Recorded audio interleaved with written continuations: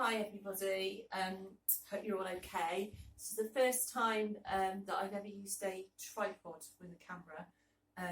It's taken me ages to set it up, but now I've got it sorted, I think I know what I'm doing, and hopefully you can see everything quite clearly, but let me know what you think afterwards. So today we're going to make just basic scones with some sugar in.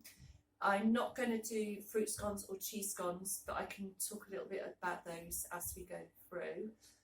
It's a really easy, quick and simple recipe, but obviously there's always things that can go wrong, so I will give you some handy hints and tips as we go through, and I'll also put the tips onto my Facebook page as well. So if you've got any questions at all after you've watched the video, you think, oh, that didn't make sense, or I've forgotten how to do that, just let me know and I'll get back to you with hopefully the answers.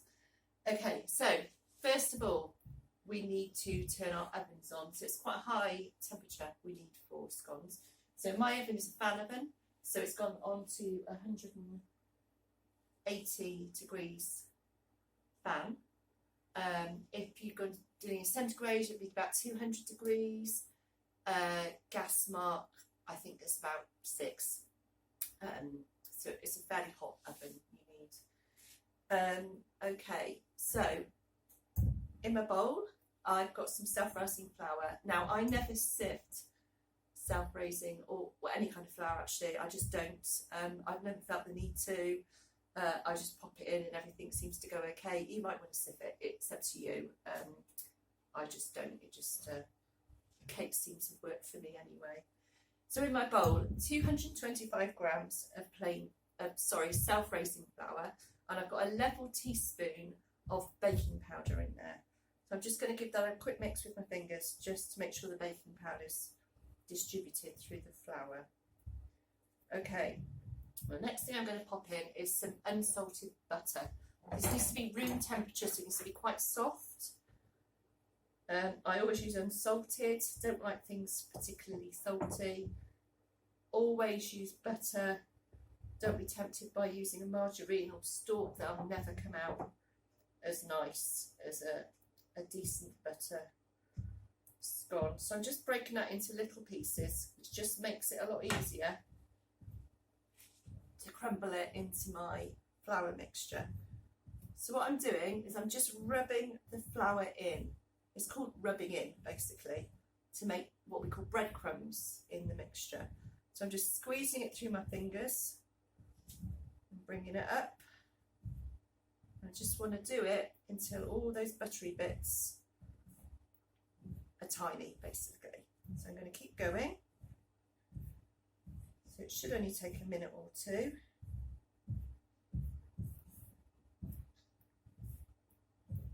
Just keep squidging it and squishing it in between your fingers.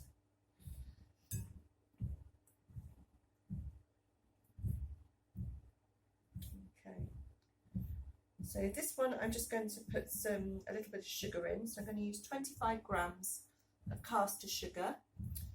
At this point, if you want to use dried fruit, you can put dried fruit in. You need about 50 grams of dried fruit. That works really well. You could use glacé cherries if you chop them up first. They always make a nice scone. Okay, so I think I'm about there with my butter. So we're into what we call a breadcrumb mixture, so you can't see too many sort of lumps of butter in there. Okay, so I'm going to add my 25 grams of sugar. It's not very much sugar, they're actually quite low in sugar, which is good. I'm just going to use my fingers again and just mix the sugar in with the flour.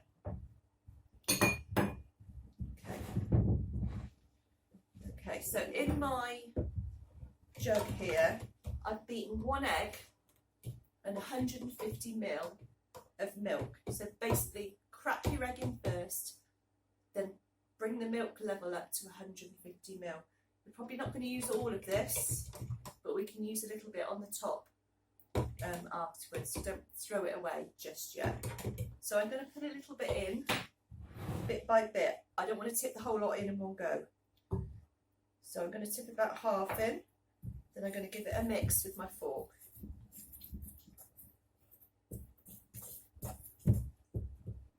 going to tip a little bit more in.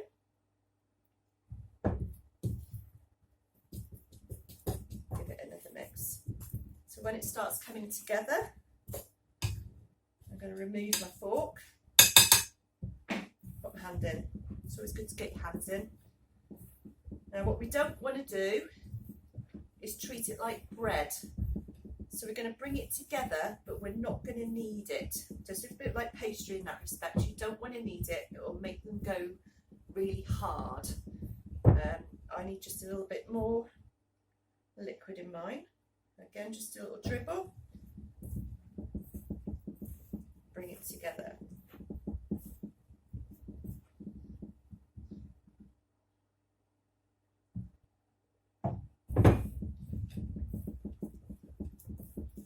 Nearly there.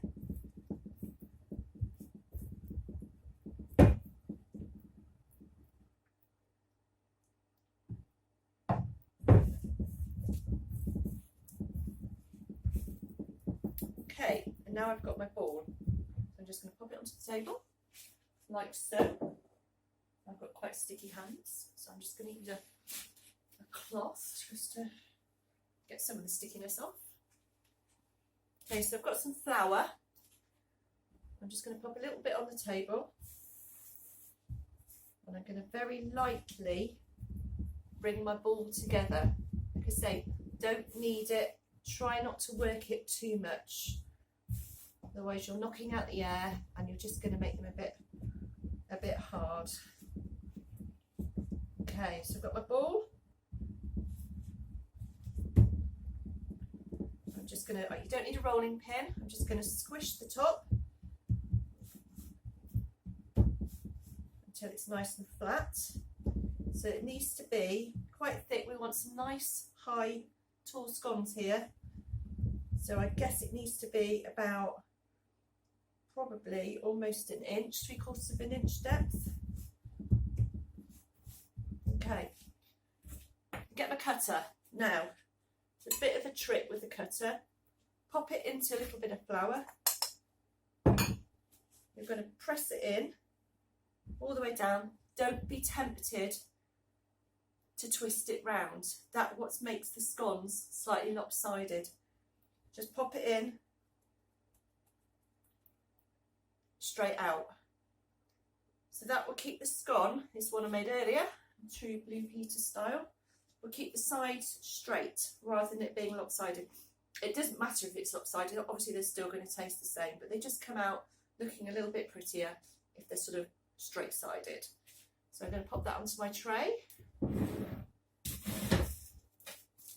Make a few more. Now this amount of mixture, it doesn't make loads.